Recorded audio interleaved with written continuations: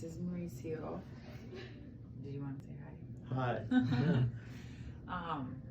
Mauricio was diagnosed with Guillain-Barré Syndrome in January of 2021, and he was on a ventilator for 5.5 months.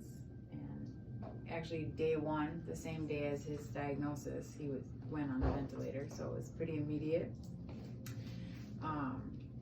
In the coming weeks that we were in the ICU, I was asked many questions, and they asked about his medical history and what we had done recently. So we rang in the new year in the Dominican Republic. Can you back up? Yep. You know, the history of 4 months prior and what kind of things you did. Okay. Yep. So the doctors were asking me questions about, you know, all of the things that had been happening, and I said, well, we went to the Dominican Republic and rang in the new year, and they said he could have eaten something there, like undercooked chicken or something like that, that could have caused Guillain-Barré. And then we looked into it further, and we went into my chart at Fairview, and we saw that he had had his flu shot in October. He asked the doctor for help with weakness and fatigue in October, and I said he was under chronic stress. He had his own framing company, and he was working all the time, nonstop work. So there was that, and then there was the flu shot thrown in there. Then he was diagnosed with Lyme's disease. He had some labs done in October, and he got a positive Lyme's disease, and so we really weren't sure where any of this had come from, and it maybe could have been a combination of things. He had never been tested positive for COVID, but I think he probably had it because I was positive and he didn't have any symptoms, and it seemed like it didn't affect him at all. So it could have been that he had COVID and we didn't know.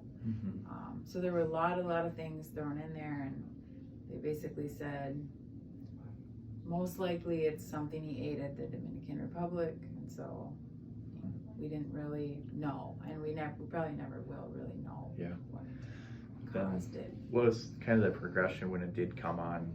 Where did it start, and then how did it go through, you know, like which side of the body did it start on, and what did you feel? Started on my right foot. Right foot? Yeah, January 13th. And I had not moved. So I went to the doctor, and they did some tests, and they said nothing. So I went to home, and I went to bed that night, and the next morning, I had not moved. At all? None. And I out of the bed. Yeah. So she called 911. Yeah, I had to call 911. We thought he was having a stroke, and so they came. Paramedics put him on the stretcher and brought him in the ambulance, and then it was from there, just like super fast. Like all of a sudden he had trouble breathing, and they said he's got to go on the ventilator, and so then 5.5 months later, he was able to breathe again. So. And after, you know, you got him up, he's off the vent. What could he use and not use?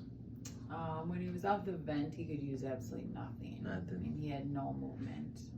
I mean, he could start to speak again because he could finally, they took off, you know, they deflated the balloon that was in there the whole time, but after 5.5 months, and then he still had the trach in, so he had to get the trach out. But yeah, it was rough. Yeah. So when you came to see me, you know, there wasn't much movement at all. There was a little bit of... The most he could do was really like kind of hold his arm.